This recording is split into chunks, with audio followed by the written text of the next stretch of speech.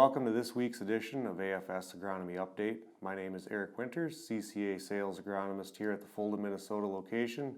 And this week we're going to talk about the delayed planting and herbicide options as it relates to those planting decisions. The spring planting season has proven to be difficult again this year, much like it was last year. And with those challenges come some interesting predicaments when it comes to spraying Preemerge herbicide. We've been told for years and stressed to our customers that a Preemerge is one of the most important things you can do to get your crop off to an early start. But in the case of this year, where hours might make the difference between getting the crop in or not, difficult decisions need to be made and tend to go towards getting the crop in, and crop protection comes second. As it relates specifically to the corn crop, there are two things to look at. One, whether or not you have glyphosate tolerant corn. If, in fact, you do have Roundup Ready or Liberty Link corn, your options as it relates to pre into early post options are quite plentiful. Whereas with conventional corn, the clock really begins to tick as soon as that seed is in the ground, namely in the terms of grass control, as post-emerge grass control in conventional corn can be tricky and expensive. Many of the common pre-emerge herbicides used in corn, if you actually look carefully at the label, do allow post-emerge application, such as anything containing acetochlor, namely Surpass, Harness, Sure Start, etc. The important thing to remember there is that these products only control, for the most part, weeds that are not yet emerged, namely grass.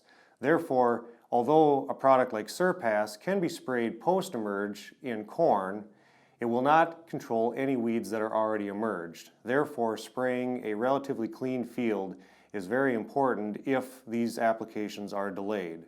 If they are delayed and you have the herbicide tolerant options in your corn, consider adding a glyphosate or glufosinate, if available, to control any emerged weeds.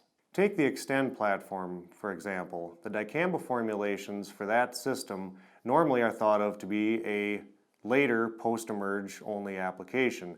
However, in the event that an Extend field is not planted on time or under stressful conditions to where a pre cannot be used, an early post application of the Extend would indeed help cover the gap that a pre-emerge herbicide option would have taken care of. The same could be said for the Enlist trait platform, whereas the 2,4-D there could also be used to substitute in a pre-situation. However, with both the growth regulator herbicides, it would be important to remember that the length of control that those would provide in the way of residual would not match what a pre-emerge application would be. So consider adding a tank mix partner with those products to help even the playing field. One important thing to note about soybean pre-herbicides is that unlike corn, most if not all of them have strict label requirements, meaning if the beans are cracking, that at that point you cannot apply them anymore, as severe crop injury will result. So when in doubt, do not push your luck as far as applying those herbicides, because it isn't going to turn out the same as it would with corn. Consider switching to a post-emerge only type product to guarantee crop safety. So in recap this morning, based on what herbicides you have in your seed, depending on what crop you're going to be planting and when, while skipping a pre is never a good option, with various herbicide traits and platforms available to us today, although it's not the best idea to skip a pre, we do have viable options in the marketplace to help cover that gap that Mother Nature may have taken away from.